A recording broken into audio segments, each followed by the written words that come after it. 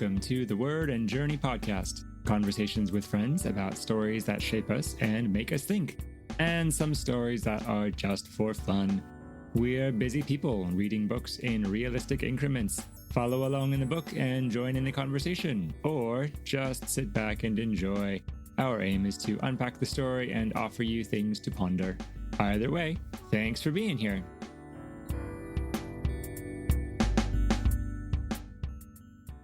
Welcome this evening to the Word and Journey podcast, conversations with friends about stories that shape us and make us think and keep us up way too late at night. My name is Moses, and this is Justin, and hello. We are here with a book, another book, a long book. It is a long book. Not so long though. I think, and maybe it's like the way you broke it up, but it hasn't felt. I think there was a part of me that looked at this as this really thick tome and thought, oh my gosh, it's so many pages. And I think I was remembering reading Les Miserables or reading The Three Musketeers way back before I was a really disciplined reader and thinking like, this is just so long and dreary and I'm already dreared out and I don't have time for anything. But I don't know. It's also not terribly complicated writing. So it flows and it's a catchy story. Well, it's also gripping. It's a whole new world that you have to get used to. And I mean, we're already on 264.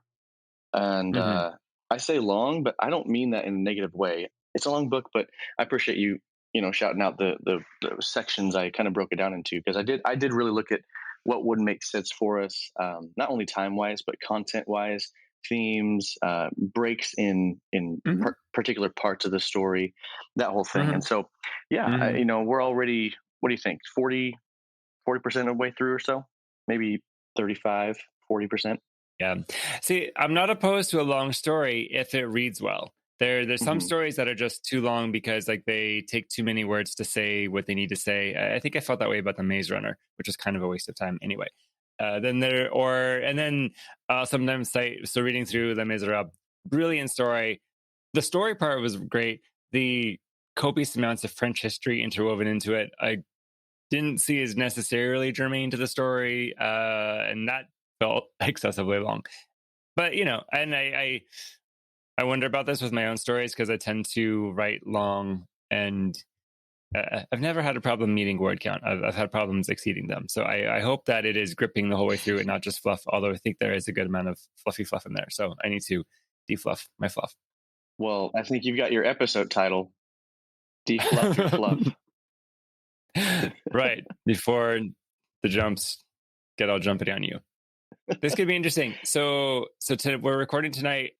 I don't have the calendar in front of me. We might record one more time before actual Father's Day, but this almost feels like we could, and this is not going to release anywhere close to Father's Day, but it has, I don't know. I'm thinking of fatherly things through this section because I think there's some fatherly themes that could be explored, and we're both dads, and the date that we're recording it is early in June and Father's Day is coming up. So I'm thinking about that a little bit. And totally. So I like that. Briefly narrating this section and what happens.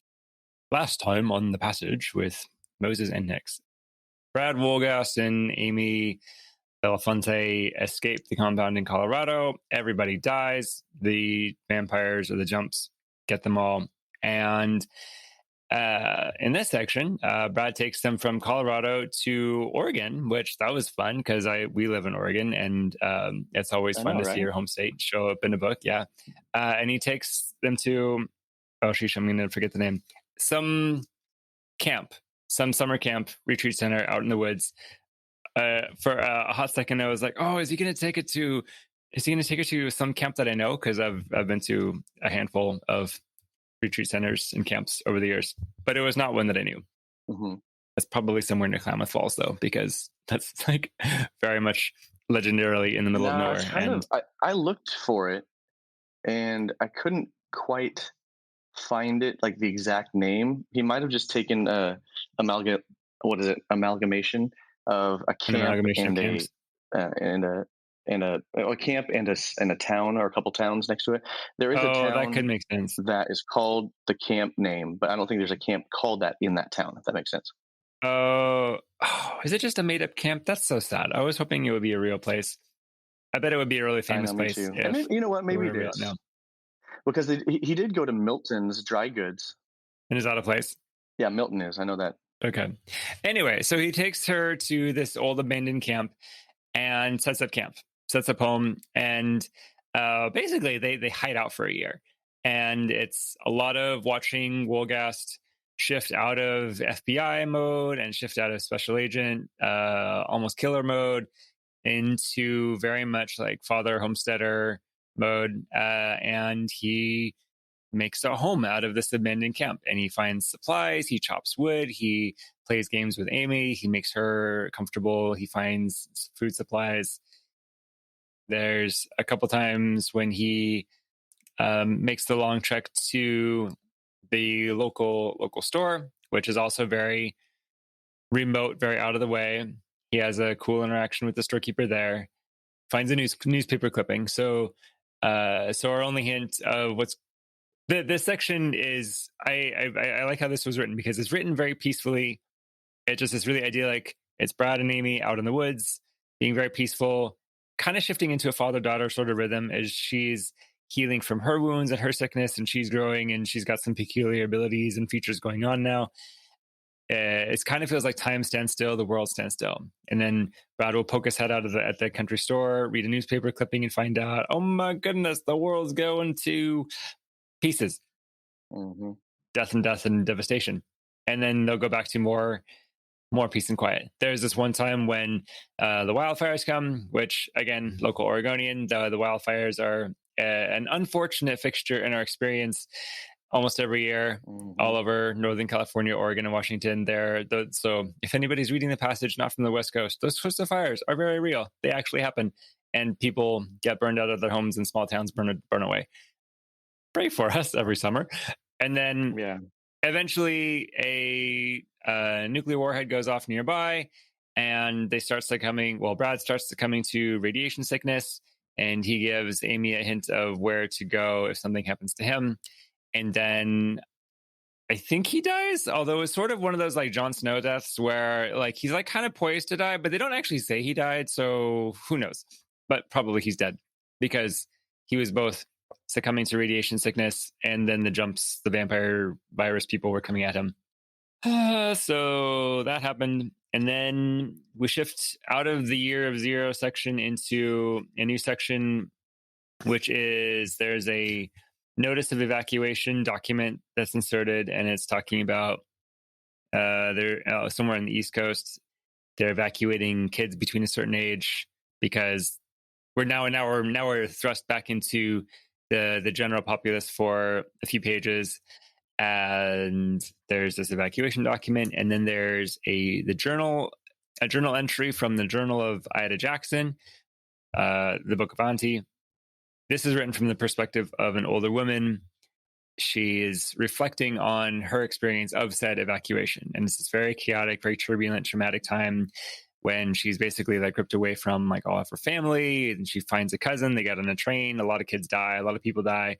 And then where that section leaves off is now there's a colony of people in California.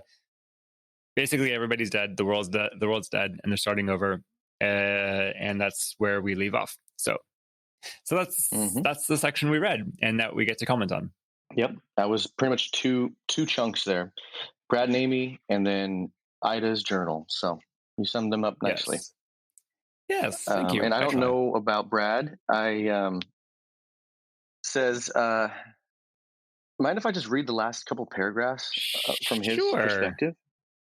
Yes. All right, they're not too long. He was in the trees now, in the woods, the lodge, some nameless distance behind him. He doubted he could find his way back, but this didn't matter. It was over. He was over.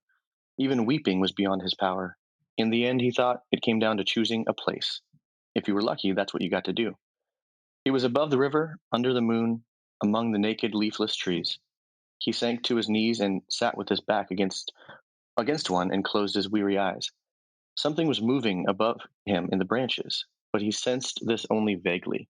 A rustling of bodies in the trees, something someone had told him once, many lifetimes past, about moving in the trees at night. But to recall the meaning of these words required a force of will he no longer possessed. The thought left him. alone. A new feeling moved through him then, cold and final, like a draft from an open door onto the deepest hour of winter, onto the stilled space between stars. When daybreak found him, he would be no more. Amy, he thought as the stars began to fall everywhere and all around, and he tried to fill his mind with just her name, his daughter's name, to help him from his life. Amy, Amy, Amy. So probably he's dead. That was really beautiful, though. Sure seems I like how it. you read that. Yeah. Thank you. There's a lot of great quotes here toward the end as he's describing the world's destruction. There's the line as he's reflecting on months are passing, they're still alone. Winter's turning into spring. He says, a sweet green haze dressed the air, and at the base of the lodge, a line of crocuses was pushing from the dirt. The world could be blowing itself apart, yet here was the gift of spring in the mountains. And it is. He writes it very beautifully. And I mean, if you've ever been to the state of Oregon and the wilderness parts of it, there's some really gorgeous scenery, majestic trees Absolutely. and striking mountain ranges and lots of flowers, which tend to get devastated by the wildfires, but it's still really beautiful. And it's neat that in the midst of what appears to be a very grim story, here's a moment of calm, a moment of beauty. Mm-hmm. Yep. The other line I liked. So there's this nuke that goes off, and so at one point, Brad's thinking, a stray nuke, he thought, but whose? And how many more were there? What could it accomplish? The answer, he knew, was nothing. It was just one more violent spasm of the world's excruciating extinguishment. And then later, when it starts to, later he thinks it's snowing, and then he realizes, no, it's ash. And then there's the line, the ashes were full of people he knew, a raining ash of souls, which is great. That's great and grim, huh? Super great and grim. There's this other line, just a little bit there, as he's aware now that this is right before what you read, and he's recognizing that he's dying, and he's thinking to himself, to die, his body told him, to die. That is why we live, to die. Which stood out to me because there's some theological implications to that, which I think is really great. Mm-hmm. So there's a little bit of poetry and wordsmithing going on, and some really cool descriptions. I also was really appreciating as he's world building and basically creating a culture. He's creating a post-apocalyptic, removed from everything sort of culture, and so language changes to adjust to that. So they're not using words like virus or necessarily, well, kind of. I mean, they talk. There's the official term. There was like this viral outbreak, but the slang term is they call them jumps, which is nice. It's different than vampires and different than kind of what we'd expect. And it's talking about how they experience these people. It's these creatures that jump out of the darkness at you and take you. And so that's their name. I don't know, small detail, but it's a cool world building one.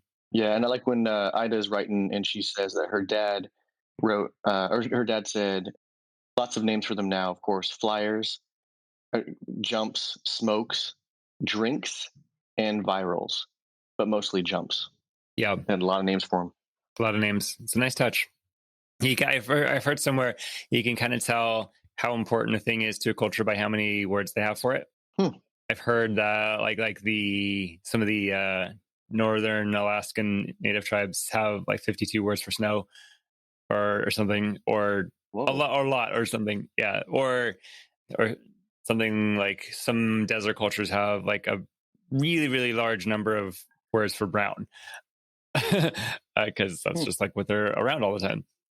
Which has gotten me thinking before, okay, so if we look at language, what's really important to Americans by how many words we have for a thing?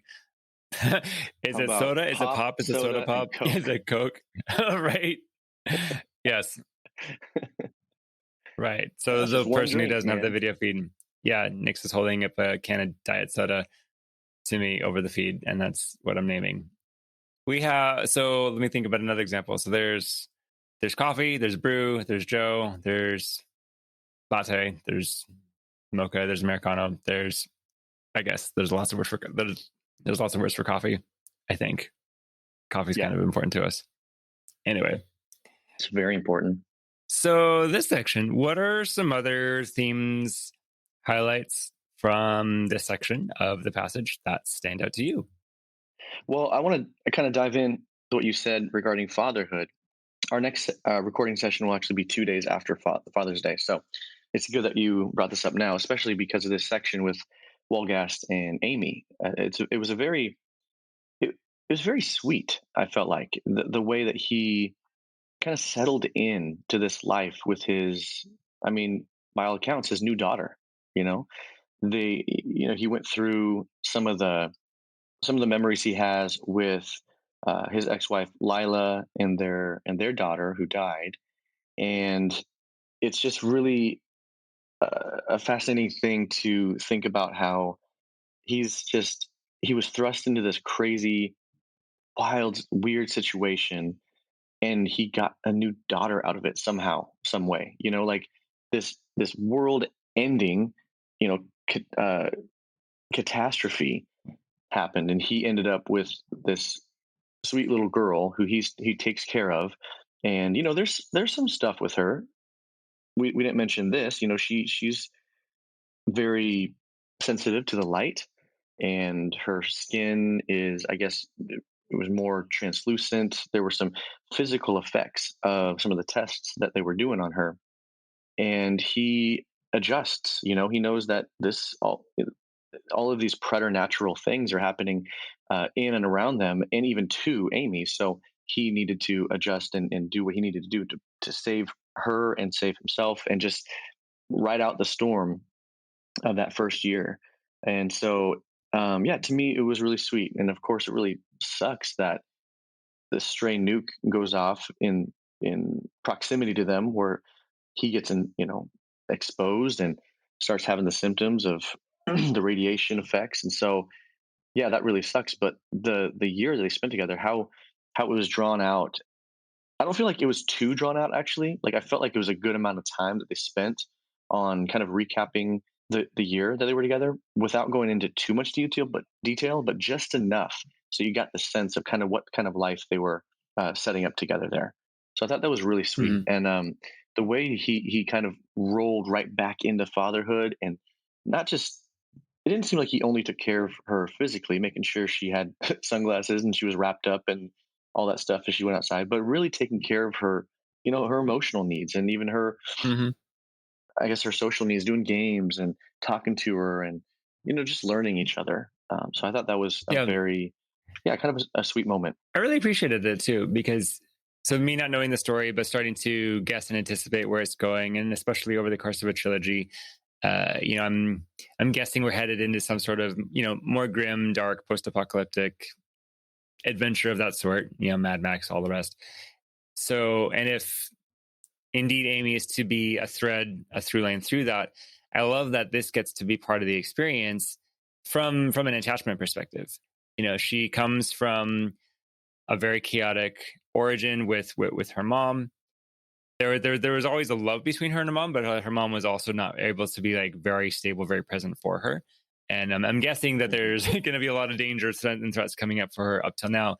Having this little oasis, like in her new life as whatever kind of creature she is now, she gets this experience of secure attachment.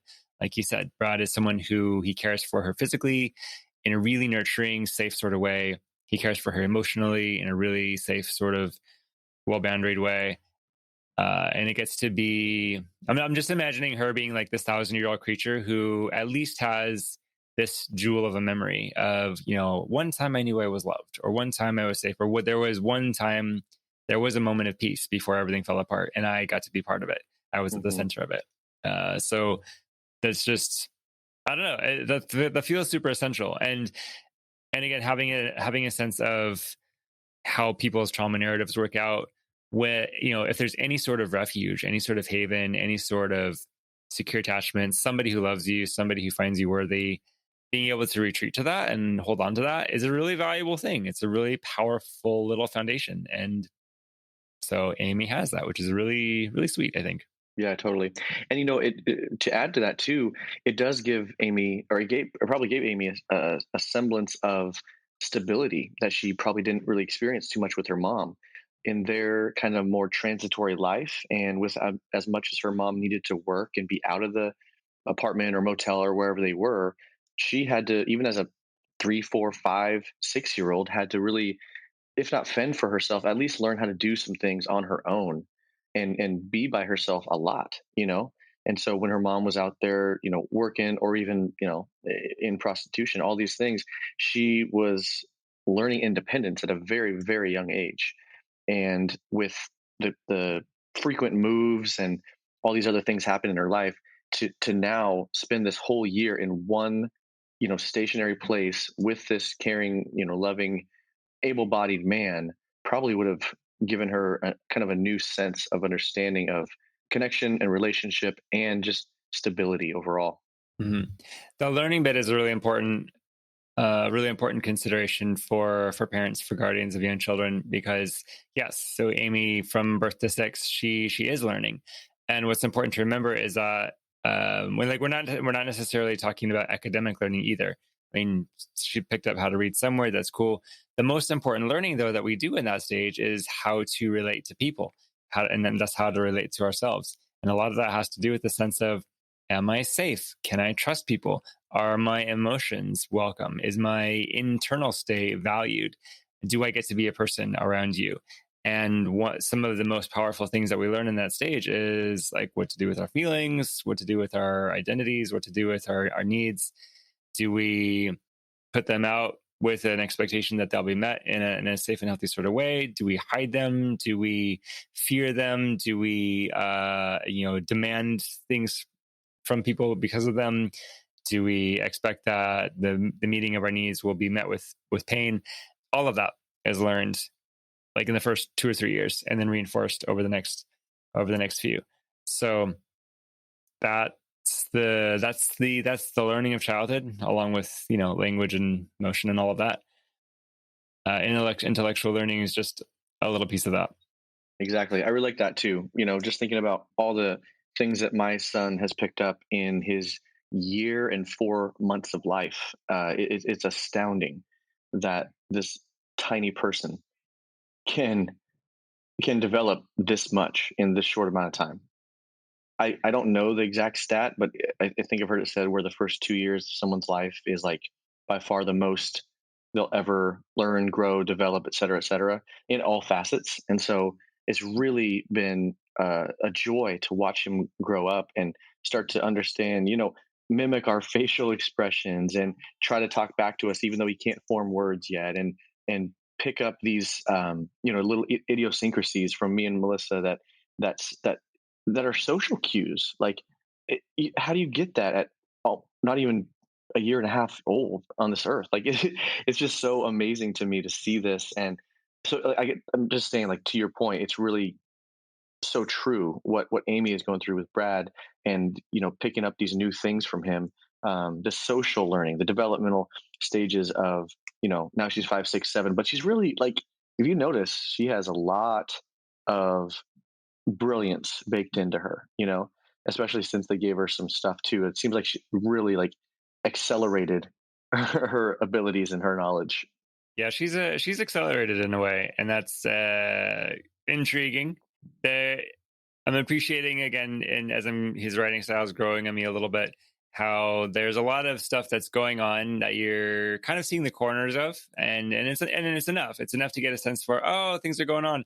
The world is falling apart to a virus. Oh, Amy, she's becoming this sort. She's like super evolving a little bit right before our eyes, but in these really subtle ways. So she'll probably like Mhm. be a Jedi next time we see her or something. Yeah. So my other parenting rant, or that I'll go on a little bit, again, having to do with presence and everything, and like what is it that our kids really need from us. Every now and then, I'll hear a parent, and I think I've only ever heard this from fathers, because I mostly work with fathers. I don't work with a lot of mothers, but you hear the sentiment of like, "Oh, I love my kids so much, I would die for them."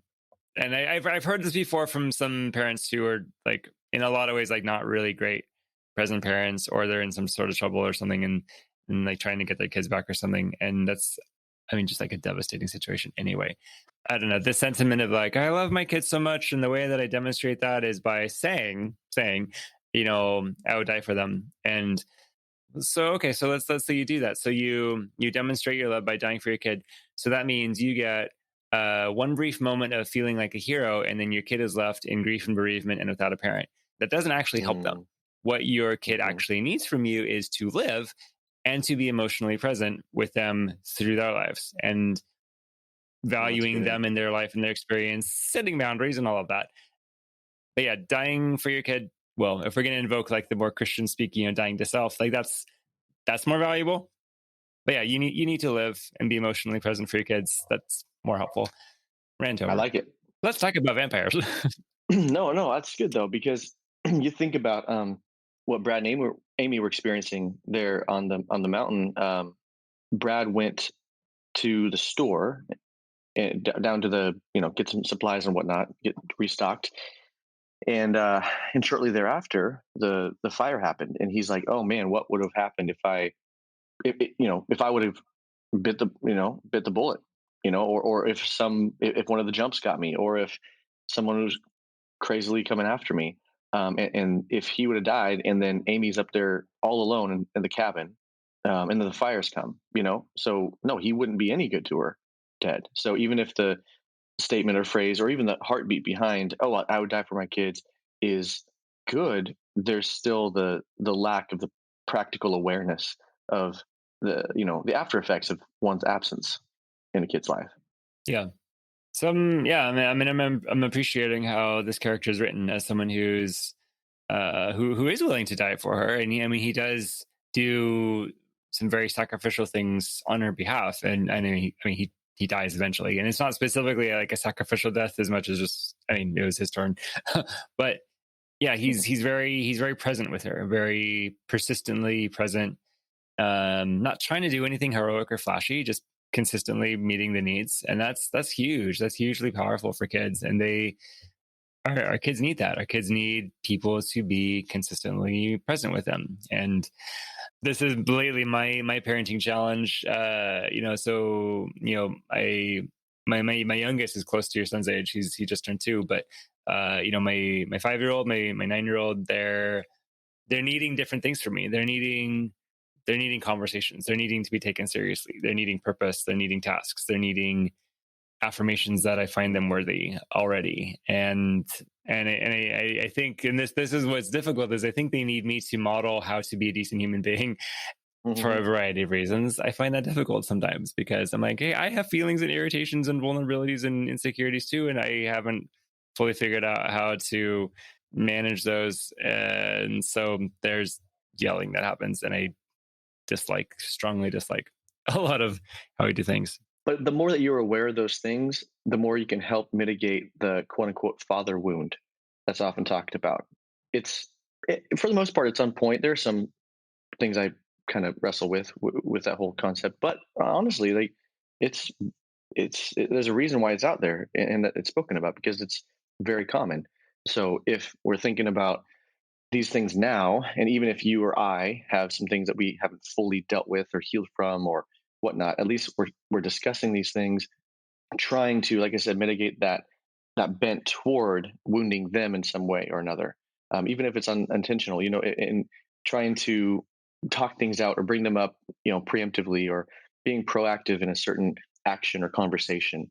I think those things can go really, really far, in helping them along, and also not only helping them along in their own life, but maintaining that consistent connection with them as their father. You know. Hmm. I think so. I certainly hope so. To be proactive, like you're talking about, to preemptively bring up the conversations, to model at least seeking reconciliation, asking forgiveness, and to talk about the feelings. I was joking. My oldest son's old enough now to perceive how he and our family are different from his friends and their families. And like one of the differences he often cites is like, well, dad, like my friends' parents, they don't teach them how to do like 4-part apologies, and they don't talk. Their dads, my friends' dads, don't talk to them about feelings and everything. Like, why do you? And I'm like, because you're gonna need it someday. Yeah, on that line of thinking, I really like. I want to plug this Instagram page that I follow. It's called Dad Tired. It's really, really good. So just type in dad.tired and you guys can get it. You can follow him. A guy named Jared runs it. And this post recently said, I don't know all the solutions, but I do know that when dads show up, things get better. And he goes on to talk about, study after study showing that when dads are present in the home, talking about being present, things tend to get better. Crime rates drop, teen pregnancy drops, addiction rates drop, et cetera, so much more. We live in a world with a lot of complicated issues, but one thing is for sure: when dads show up, things get better. That is encouraging. It's it's a noble calling, a necessary thing to be present with your offspring, to take responsibility for them. I think to have a balance of work and play with them. I probably work with them a little better than play with them, and I mean some parents are the inverse, but but either way, it's a sense of talking to the kids, letting them know that they always have a welcome, and I mean that's something I've worked very hard to cultivate with my kids. Is like they know they can come to me. They are always welcome. They're always at home, and I know I'm not putting myself up as a model, like do everything as I do it, but I know something I try to do is to. I mean, we talk about like being a non-shaming parent figure a lot. How I'm understanding that is like not punishing them for having feelings. I mean, giving guidance about how to express them, certainly, but not ever calling their feelings the problem, or not ever calling their needs ridiculous or out of place. Just being like, you can't demand it, you can't hit your brother, you can't just steal things, that sort of stuff. But always trying to affirm, like you yourself are wonderful and beautiful and always welcome here, and I always love you, and I think that differentiating oneself from one's behavior is like neurologically difficult until you get a little bit older. But I still try to talk around that anyway, because I know it's something we need to be able to do at some point, is to recognize, I'm not my behavior. I am responsible for my behaviors, but the essence of me is something more. Or even you're not your emotion either. Right. That outburst of anger, that doesn't mean you are angry all the time, or you are, sadness or tantruming every time. Like, so identifying not them as their behavior nor their feelings or emotion, but that those are they're integral parts of them as a person. But yeah, like you said, they're so much deeper than that, and they have so much more in their essence. So to cultivate a healthy, relationship atmosphere, rather, that they can express those things and not worry about being like painted or labeled that, oh, he's always this, or he's always doing that, or whatever. It's just a part of them, a temporary piece that we can actually then take to use as a teaching tool as well. Yes, I agree, and I'm thinking of some quippy response in my head, but I mean, there's not really any. That's what we should be. The trick then is like, okay, so how do I do that when it's like 10:30 at night and I want time with my wife and you're supposed to be in bed, and why can't you just go to bed?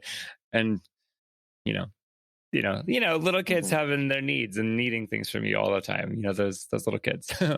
Hey, they got to have their milk, man. They gotta have their milk, their bananas, and everything. I know my kids are on this candy kick. They're like my middle son. He got access to this bag of suckers, which is weird that we had that in the house anyway. But he was offering them to both his older and younger brother. And then when I asked like my oldest about it, I'm like, "Why do you have this?" And he's like, "Well, like Isaac was giving it to me." And I was like, "Well, but he's 5. Don't listen to him." So anyway, Oh, that's awesome.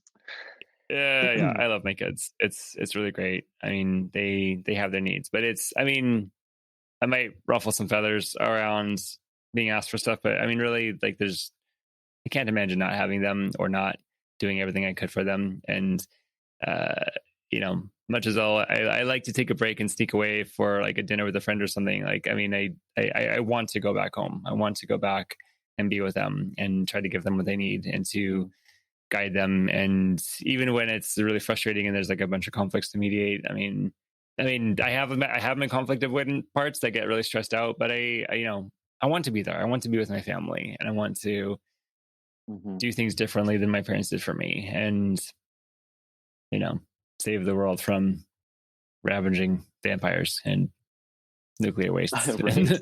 Yeah, I was actually You know. putting myself in the position of Walgast in this time because, as you know, I've read this before, but I checked on my Goodreads, which you need to get, and I saw that the last time I read this was 2011. So it was actually only a year after it came out. But I obviously wasn't a dad then. I was married then, and I thought about fatherhood then. But Melissa and I weren't ready to. We were married a year at that point, and she and I weren't ready to have kids then. I wanted to be a dad, but it wasn't in the wheelhouse at that point, right? So it was interesting reading it this time around. I don't know what I thought about it, at least that section with Walgast and Amy at the cabin or the camp the first time around. But this time I was like, man, yeah, what would I do if it was just if it was just Isaiah and me up there, you know, kind of waiting out the insane storm that is the world going to hell in a handbasket. Like, what would that look like? Would I be doing the same stuff? I mean, I'd have to be learning new tools, new skills. I'd be have to like doing all sorts of new things, but also kind of relying on my wits and my smarts about me to make sure that he's safe and that he's that and but not only safety, like that we're also enjoying our time together too. And so it was kind of Mm, interesting just reading it this time around and having this fresh perspective as a dad. So I really appreciated how Cronin wrote it, but also just the way the character of Walgast grew as a person in mhm, these short, whatever, 12, 20 pages or whatever. mhm. So that was really Yeah, neat. yeah. Watching his character in particular, and watching how he finds his place of peace, and there's it's a motif we see in some stories. I think it shows up in some stories about like soldiers and people who've been through like a lot of really really difficult times. Sometimes they find like a last place of peace or last moment of peace, and it's interesting. Like I was thinking there's this meme that floats around every now and then. It's this like really nice house like on some remote island or in the woods, and like the caption under is like you have food and water but no internet and like no people and no TV. Like, would you stay here a year for $100,000? And I'm like, yes, absolutely. That sounds really really nice and peaceful, and to just get away and be quiet. And he ends up, and so Wolgast here, he ends up having this life experience, like basically living in this like foresty resort. Because I mean, some camps are kind of nice like that, off in the woods, private time in nature. It's this aesthetic dream to be out there, and that's how he gets to end his days. So as far as endings go, I mean, it's a really beautiful one. He gets to spend. It's not. He's not written as like knowing it's going to be like his last year of life. I mean, if this was like an Orthodox monk or something, I mean, he'd be written as like spending his last years in repentance and preparing for death. I don't know that Wolgast is specifically preparing for death, but it's nice to see him come to a place of peace there. Yeah, it does seem like he's at least preparing for the high probability of death, considering the Yeah, circumstances around the world. But no, I don't. It wasn't written like, "Oh, this is my last year on Earth." So no, yeah. I agree. But he comes to that realization toward the end when he says to live is to what did he say, to live is to, I should just read the quote. That is why we live, to die. There is something kind of orthodox about that, the sense of organizing your life around death or keeping your death always in mind. I mean, it happens to everybody. And wise is the person who keeps that in mind and prepares for death throughout life rather than ignoring it or putting it off. Best to live in order to die well rather than try to live well and assuming life is forever or like life is all there is. I think it changes a person when you hold your death in mind. And so, Hmm. anyway, that's that. Exactly, it does. And I know we talked about death last recording, but that was kind of in a slightly different context. With this one, it's like the inevitability of death for every single human on Earth. It it needs to be held in a healthy way. I don't think Mhm. it should be, especially for I think people of faith. I don't think we should ever dread or or fear our last breath here on earth. It's like there's I don't know. There's a healthy way you can talk about it without it being morbid, and I think the thought of it, if it's like I said, if it's healthy, if it's holistic, if it's based on the right things, it can actually quicken someone to good thoughts and inspiration and a zeal, a passion, a zest for life that is actually really beautiful and refreshing. If held in the right way, and if spoken about in the right way. So yeah, I think Yeah, if we I can think you're get to right. that point, there's an aspect of maturity in that, I think. Very much so. So speaking of parenting moments in the story, so in stark contrast to Brad and Amy's just very gentle, nice, we're having a whole peaceful time in the woods together. Ida Jackson and her dad and her mom go through this experience. They're in the thick of it. They're in the midst of all of the chaos and the mobs. And Ida's basically like her dad like rips her out of her home to take her to this train that's like taking the kids away. It's like this citywide thing, this last ditch attempt at saving some of humanity, and they're picking the kids, which, good choice. But there's just this chaos, and she's like ripped away from her dad. She doesn't really get to say goodbye. She barely makes it on the train because like I teared up at this moment, like because like the fat guy, he like picks her up and like rushes her to the train, and I was totally picturing him as like Hurley from Lost, and just like imagining that was who I Oh cast in my this moment. gosh, And it was dude! just like this really sweet, like, get this girl on the train. And I was like, oh my gosh. It's really good to see Wow, I definitely humans did not picture him like doing. that. But now that you say that, mm, Yeah. Super heroic moments, and we need those. Anyway, so it's one of these moments of like giving up your child because that's the only way they're going to live, and like the only way that they're going to live is if he is apart from you. I mean, it's super extreme scenario. I don't know that I'm sure that's come up in books and movies before. I'm trying to think how I would do that. Oh, there's a part of my mind that just like can't go there because it's so extreme and so foreign to my experience. And like the part of me that would say like, there's a way for us to all get out. I'll like blast something or something. But I mean, realistically, no. Like I'm not that kind of person who can just like make stuff happen. And I'm not that resourced. So I mean, if it came down to it, and like I could save me or save my kids or something, and I had to like take this risk to send them away on a train to somewhere, I guess I would do it. That would hurt a whole bunch. yeah. I just wish he would have been able to say goodbye to her, or that the mom would have said something like, why can't I just don't understand the lack of communication to her. It's just like, yep, come on, you're going. Like, hold daddy's hand and do not let go of it. And obviously, then they do get torn apart, and she's on her own until that man saves her. But like, gosh, can you just have that last moment with her, just the just in case moment. Look into her eyes and say, "Hey, I love you so much. Mommy and me are going to really miss you. Things are freaking crazy, and so we don't know what's going to happen. But just do this, don't do Mm-hmm. this. Like, keep your head on a swivel. Like, just instructions, a Mm-hmm. goodbye, something to finalize the moment. But man, it just sucks how the Yeah, chaos just tore them yeah. apart, and then she never saw them again. I mean that is really heartbreaking, and it's I mean it's making me think. I think like the in the movie Interstellar, like the moment that still gets to me, like anytime I hear the soundtrack, is like this moment when like he's driving away, she's missed her chance to give him a hug, and she's like fleeing after him, like screaming after him, like and they just miss being able to like have like a proper goodbye, and it just hurts a lot. Yeah, I mean, I guess we could, learn from a story like this. Of like, yeah, that was a missed moment and a real tragedy that they couldn't have like a last moment together.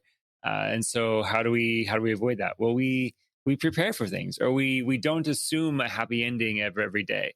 Like we don't assume tomorrow will come, and we take every moment we can to tell our kids we love them, or to impart experience or perspective. I mean, not that we have to like be lecturing at them all the time. That's not what we're talking about. But you Mhm. know, always keeping your death in mind, always keeping the end in mind.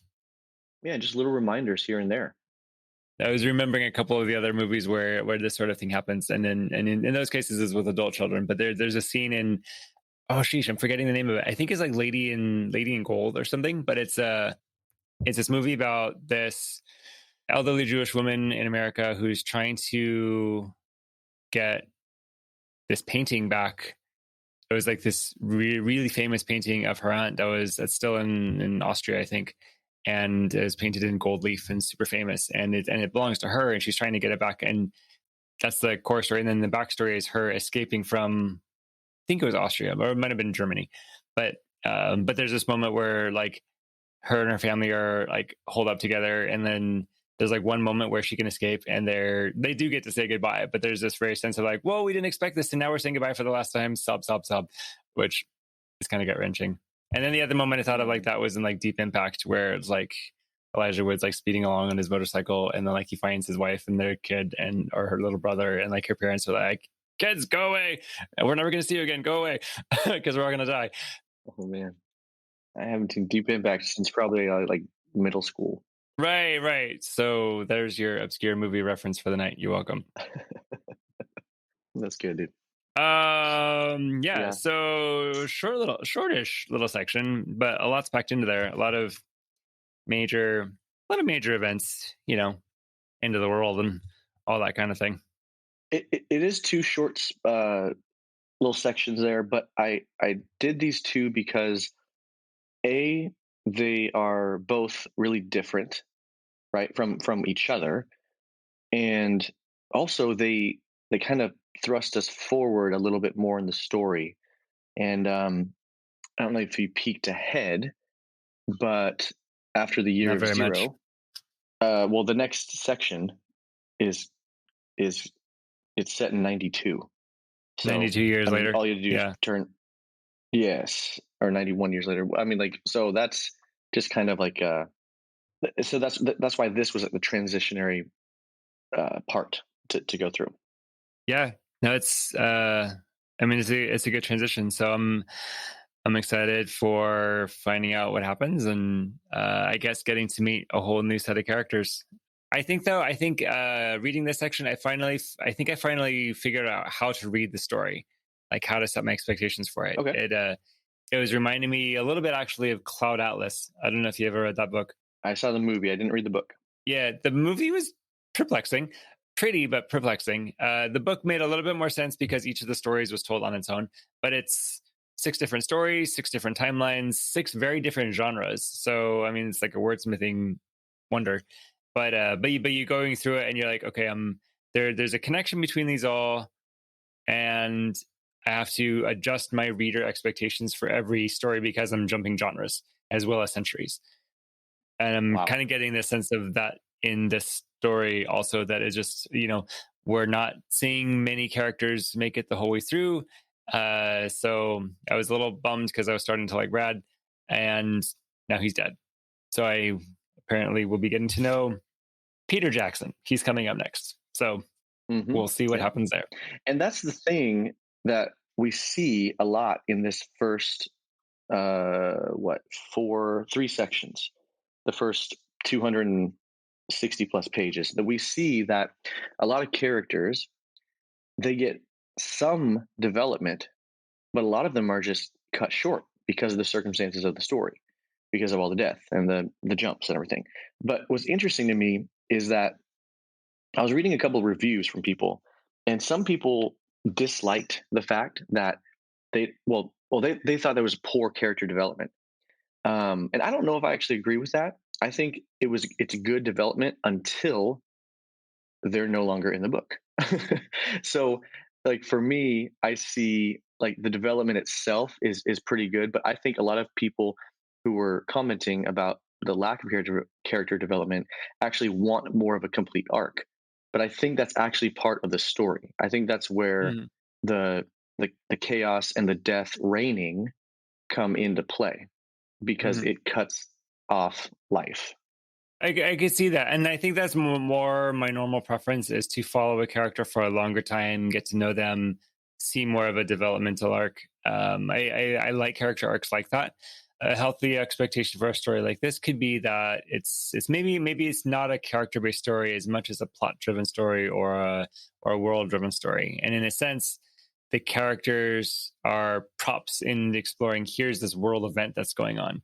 And we get to see where we're given the characters only really as means to experience this world and this event, which I know could be a lens by which to really understand them and really appreciate them. And if, you set your expectations accordingly, and it's good. Mm-hmm, mm-hmm. So, yeah, I do still feel like it's character based, only because it tells the story through all of these characters' eyes. There isn't much, I don't know what you call it, or you're writing from the wall or whatever, where the author knows, everything that's going on and tells it from a 10,000-foot view. It really is, everything that's happening is through, mm-hmm. The mom, and then Amy, Mm-hmm. and then Walgast, and then Gray, and all these characters. So I feel like it's still character based, even though it is very plot heavy. Mm-hmm. I think it's very character based, in my opinion. That makes sense. Yeah, it's third person, but not third person omniscient, and he's not head hopping. I mean, there's multiple perspectives, but he's in any given section, there's a very specific perspective, and that sort of clarity is very helpful, I think. Mm-hmm. Yeah. Definitely. Anyway, that's our section. I imagine we have lots of other thoughts, but it's late on the day we're recording this, and I'm tired, and I'm starting to feel my loopiness coming out. So I will spare you all. Well, no, it's good. We hit an hour. It's awesome. Yeah, and we did. The next section is section 4.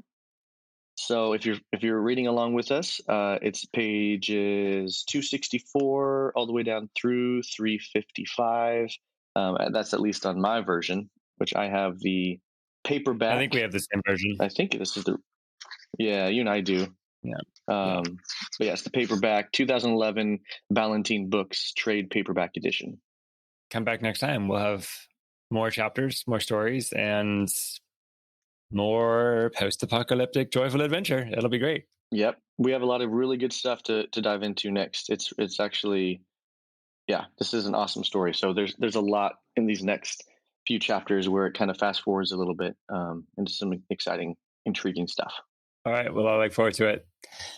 Thank you, Nix, again, for being here with me and for doing this. And I will look forward to seeing you again soon. Thank you, listener, for being with us too. We'll see you again soon. Well, we won't see you. You'll be listening to us, but you know what I mean. You'll hear us again soon. You'll hear us in your dreams. All right, good night.